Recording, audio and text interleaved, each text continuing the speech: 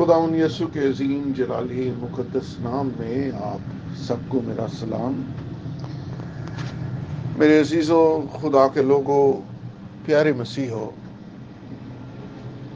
دنیا کے حالات اور واقعات ہمیں یہ بتا رہے ہیں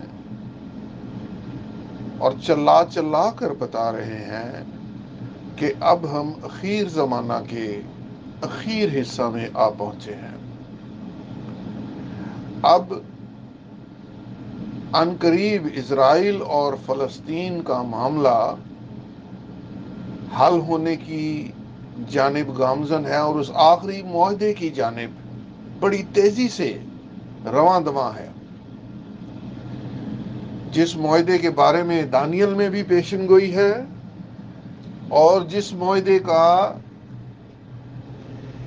مکاشفہ کے 11ویں باب میں بھی تذکرہ ہمیں ملتا ہے، جس کے بارے میں یوحنا رسول کو یہ کہا گیا، اس نے جب دیکھا تو وہاں پر اس نے اس کو قلم بند کیا اور کہا کہ جب یہ ہیکل تعمیر ہوگی تو اس کے صحن کے احاطے کو، اس کے حصے کو غیر قوموں کو دے دیا گیا ہے اور اب یہ وقت آ پہنچا ہے، ہماری آنکھوں کے سامنے یہ وقت اب آ پہنچا ہے۔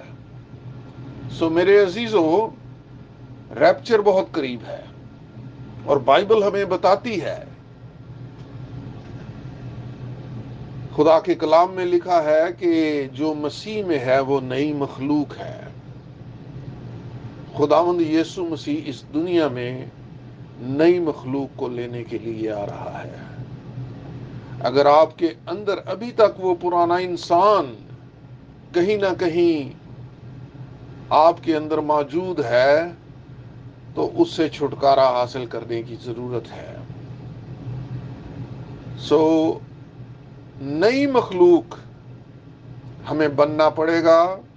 نئی مخلوق خداوند یسوع مسیح نے جس کو بنایا ہے، جس کو نجات کا تجربہ ہے، جو نئی مخلوق بن چکا ہے، جس سے پرانی چیزیں ختم ہو گئی ہیں، جس کے اندر نئی مخلوق ہے، اسی کو خداوند لینے کے لیے آ رہا ہے۔ اور اس نئی مخلوق کے بارے میں کہا گیا ہے کہ جو مسیح میں ہے اس پر سزا کا حکم نہیں۔ مسیحیت کے اندر ہونا اور مسیح کے اندر ہونا یہ دو مختلف چیزیں ہیں۔ لوگ چرچز میں تو جا رہے ہیں، لوگ اس بائبل کو تو پڑھ رہے ہیں، لیکن کیا وہ نئی مخلوق بن چکے ہیں؟ اگر تو آپ نئی مخلوق ہیں تو پھر ہی آپ آسمان پر جائیں گے۔